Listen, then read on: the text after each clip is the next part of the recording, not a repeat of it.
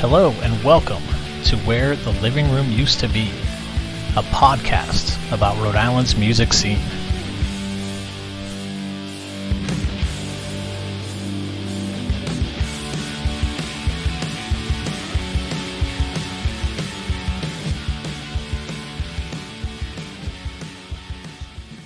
Hey everyone, it's James. On this bonus episode, Rich Lupo talks about the reason why he runs his clubs the way that he does. He also shares his thoughts on why he believes he stayed in business for so long and why he continues on. Hope you enjoy this little mini episode, and if you have been digging the show, please tell a friend about it. It would really mean a lot. Thanks.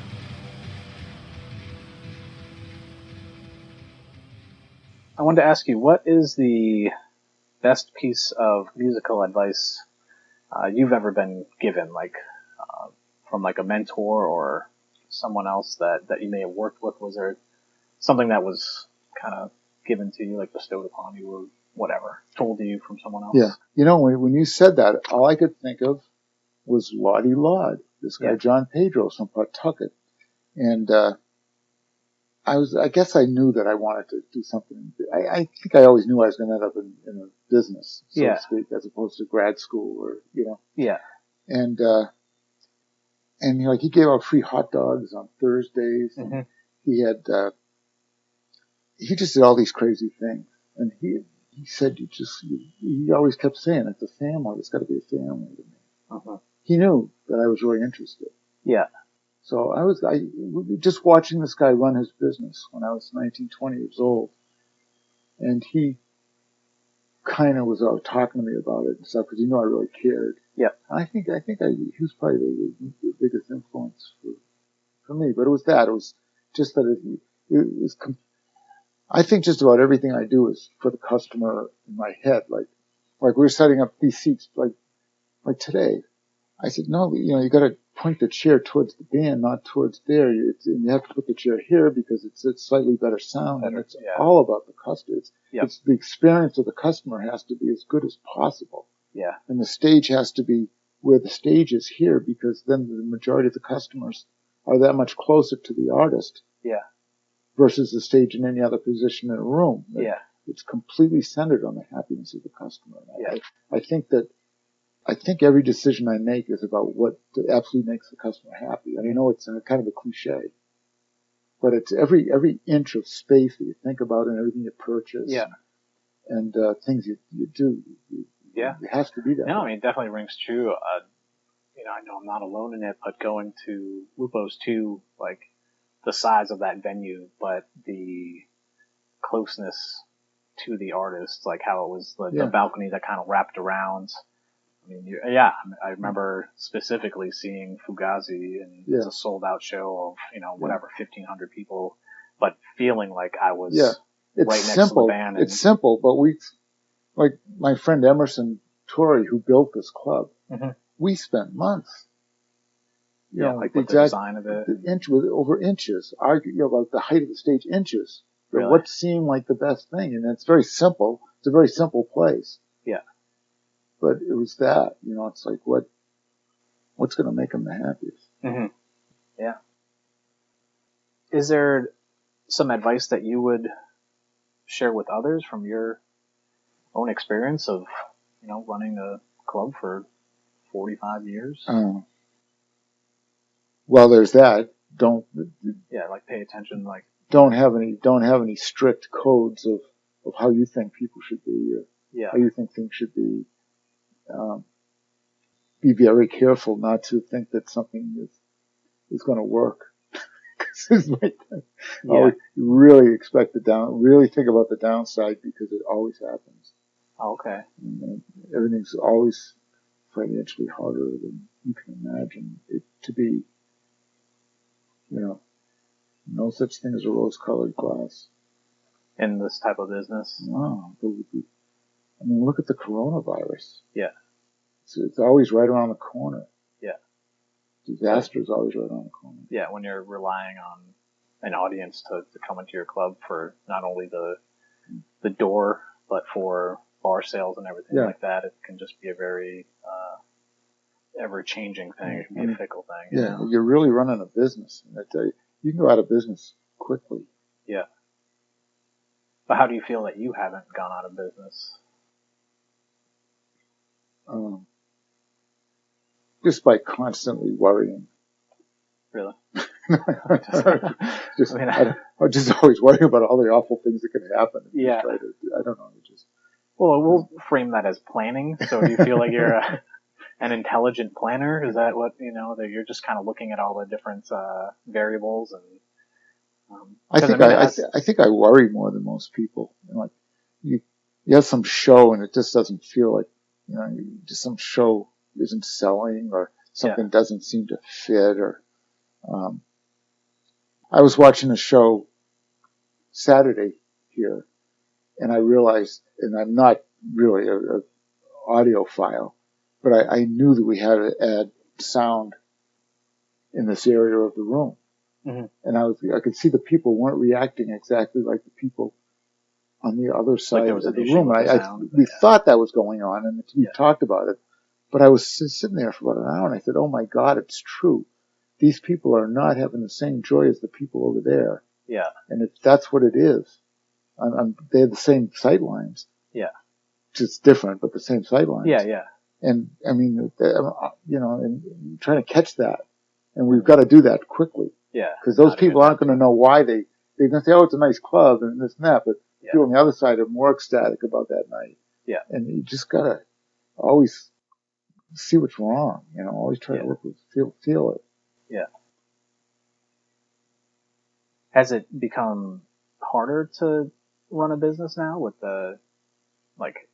how the scene has changed in Rhode Island, or just how customers interact with music? Yeah, I sense that, again, talking business, I don't think any club owners are really successful right now in Rhode Island. I mean, I think the Ocean Mist is doing great. Okay. But I don't think any of us are, nobody's making any money. And I don't think. Mm-hmm.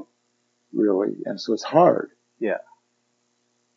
Because people just aren't coming out to shows, or? Well, I guess the diversification of the music and that everybody says about the drinking and driving thing, but I think I've found that people drink about the same amount for 45 years.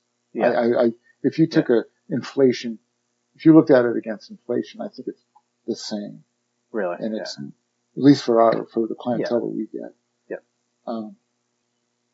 So, and I think, Uber is probably a great thing.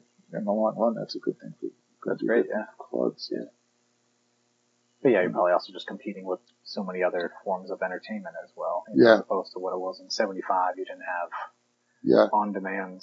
It's the whole, you're right, the biggest problem is the whole population not caring about it. Mm-hmm. The new generation just not caring about the live experience as much. I guess that's the biggest problem that could come up. Yeah. And I don't know what we could do about that. Yeah. But I mean, it's, great to see that you're still, forging ahead with all this stuff. And, because it's as a musician, it's an important thing, from my own, anecdotal view, Rhode Island, the scene has kind of had its, hills and valleys where I don't remember how many years ago it was, but it seemed like a ton of clubs closed. It was when the Safari closed and, whatever it was like. Yeah, I think looking back, just what you're saying, what you're bringing up is reminding me that there was always, when the first Lupo's wasn't open, there were all these bands. And then Lupo's opened and all those bands played there. Yeah. And now, and the bands are always there. There's always 40 bands that are put together in the area. Some are better than others or whatever. Yeah. But the drive to be in bands and to produce music has not gone away at all. And I think that's always going to be there. I hope. And, but the clubs, the economics of the clubs changes. Yeah. It becomes harder or easier to open a club. Yeah. What would you say inspires you to, it can be within the music business or just in general, what keeps you going with all this stuff? I get a true joy out of this. Yeah. My poor wife, because she has to do so much work. Yeah, why don't you ever help her? No, hey, I just took down those chairs Yeah, no, I was outside. just kidding. Yeah. I just cleaned the band room. You did. I was waiting for You you. did. Yeah. Yes, I will confirm that when I You came to saw, this interview, Rich was cleaning the stage. but she does much more work than me. And I, in my soul, enjoy this more, than she does. So it's a little, but I just love seeing it happen. Yeah. Well, thank you so much, Rich. Thank you so much for listening.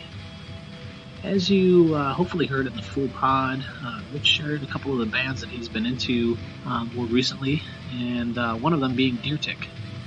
So I wanted to share this song. It's one of theirs called Ashamed, and it was recorded at a festival that Deer Tick curated called Dudesmash. They did it for a couple of years, 2012 and 2013. This is from the 2013 year. And it was this festival that also included the Low Anthem and Ravi Shavi, Last Good Tooth, and some others. And it was held outside in the courtyard of the Met. So I hope you enjoy.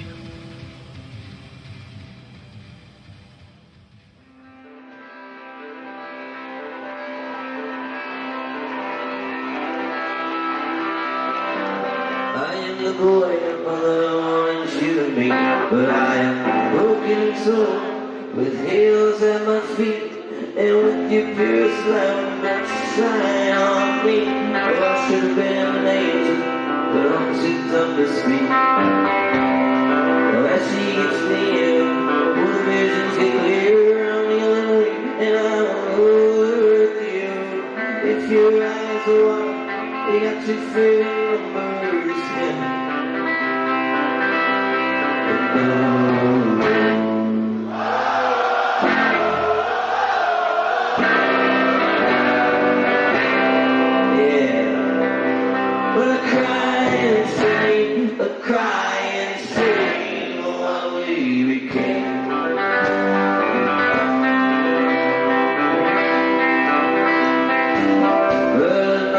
Scream bloody all night. Down with the book, when how he crumbled, and we should have seen the arches tumble. They're cooling no more now. I'm submerged in my blood. I'm caught in a whirl. I'm going ahead. I'm standing on track. Oh, it's flaming on canvas of the nature testament down. You're so